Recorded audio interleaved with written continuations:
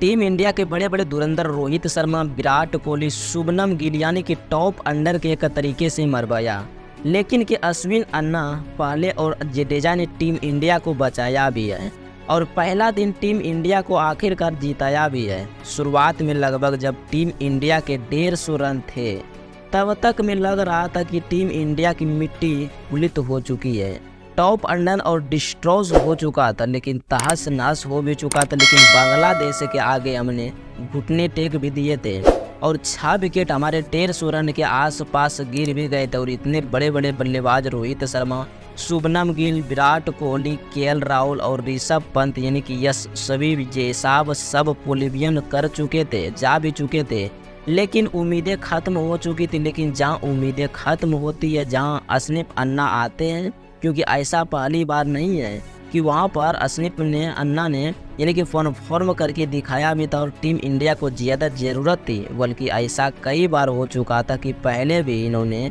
ऐसी crotch situation में India को बचाया है। और वो सिडनी टेस्ट कौन भूल सकता है, जो कि ऑस्ट्रेलिया में जो इन्होंने यानी कि अनुमान बिहारी के साथ मिलकर बचाया था। तब तो इन्होंने बचाया था 4 से 5 घंटे तक बल्लेबाज की थी अब, लेकिन आज जो इन्होंने किया है वह इतिहास के पन्नों में दर्ज हो चुका है, जो कि शतक लगाया है जडेजा के साथ शानदार पार्टनरशिप की और नवाद पार्टनरशिप है और अभी भी रिकॉर्ड ऐतिहासिक पार्टनरशिप बनाई है। और टीम इंडिया को पहले दिन एक तरीके से आखिरी यानी कि सेशन में इंडिया को जीता भी दिया है। अब जो आती इंडिया एक तरीके से मैच में बहुत आगे हो गई है, जो कि मैच में क्या क्या हुआ मैं आपको बताता हूँ। यानी कि टॉस जीतकर बांग्लादेश ने गेंदबाजी का फैसला किया है और फैसला यानी कि बिल्कुल सही साबित हो रहा था, क्योंकि रोहित शर्मा को सिर्फ 6 रनों की इसको हसन महमूद ने आउट कर दिया था। लेकिन फिर शुभमन गिल 0 रन पर आउट हो गए, उनका भी शिकार हसन महमूद ने किया, जो कि फिर तीसरा विकेट हसन महमूद ने विराट कोहली कर लिया। उसके बाद चौथा विकेट जो हसन महमूद ने ऋषभ पंत कर लिया था। पंत अच्छा खेल रहे थे, लेकिन 39 के स्कोर पर वो आउट हो गए थे। लेकिन 5वां विकेट जो केएल राहुल का गिरा, सिर्फ 16 रनों पर केएल राहुल मेहदी हसन मिराज का शिकार हो गए थे। और उसके बाद 6वां विकेट यानी कि यशस्वी जयसवाल का गिरा, जिसको कि नाहिद राणा ने आउट कर दिया था। लेकिन कि यशस्वी जयसवाल ने एक अच्छी पारी भी खेली थी और जादू पारी खेली थी, लेकिन कि आउट होने से पहले 56 बनाए थे। लेकिन कि इंडिया का स्कोर 144 रन पर ही 6 विकेट हो चुका था। यहाँ से लग रहा था कि इतनी खतरनाक गेंदबाज हो चुकी है, जो कि इतने बड़े बड़े प्लेयर्स आउट भी हो चुके, तो अब नीचे वाले क्या ही कर पाएंगे। अब बड़े बड़े बल्लेबाज नहीं चल पाएंगे। 6 विकेट आउट हो गए तो सबको लग रहा था कि 170, 180, 200 तक इंडिया जा पाएगी, लेकिन कि ठहर जाइए। उसके बाद आते आते यानी कि अश्विन, अन्ना और जो रविंद्र जडेजा थे, उसके बाद से जो कि दोनों बल्लेबाज कुटाई करना शुरू करते हैं, तो यानी कि बांग्लादेश गेंदबाज की तो रातों रात होने तक यानी कि विकेट नहीं गिरा। यानी कि शाम होने तक, जब तक पूरे 80 ओवर नहीं हुए तब तक कोई विकेट नहीं गिरा। लगभग 195 रनों की यानी कि नवाद पार्टनरशिप दोनों ने कर दी और दिन का खेल खत्म होने तक टीम इंडिया का यानी कि स्कोर 339 पहुंचा दिया। कहाँ 170, 180 लग रहे थे और ऑल आउट लग रही थी, लेकिन कि टीम इंडिया और कहाँ। अब देखिए टीम इंडिया का स्कोर 339 पहुँच चुका है, जो कि विकेट सिर्फ 6 ही गिरे हैं।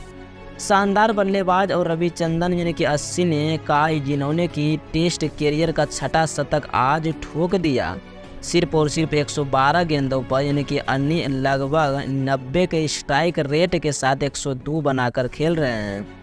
और उनका जो है यानी कि वो को भी साथ दिया। और रविंद्र जडेजा ने यानी कि जिन्होंने 117 गेंदों पर 86 नवाद बनाए। और उम्मीद है कि जिस तरीके से रविचंद्रन और अनी ने इस मैच में शतक ठोका था, रविंद्र जडेजा भी इस मैच में शतक ठोका और टीम इंडिया को मैच में और आगे लेकर जाएंगे। अभी तक रविंद्र जडेजा 4 शतक ठोका है, जो कि ठोक भी चुके और उसने उम्मीद थी कि, लेकिन मैच ही बंद हो गया 10 ओवर पूरे होते थे, यानी कि 90 ओवर पूरे होते होते शायद यानी कि जडेजा आज ही शतक ठोक देते। लेकिन कि दिन का खेल खत्म होने तक हम यह कह सकते हैं कि इंडिया ने इस मैच में पूरी तरह से यानी कि पकड़ बना ली है।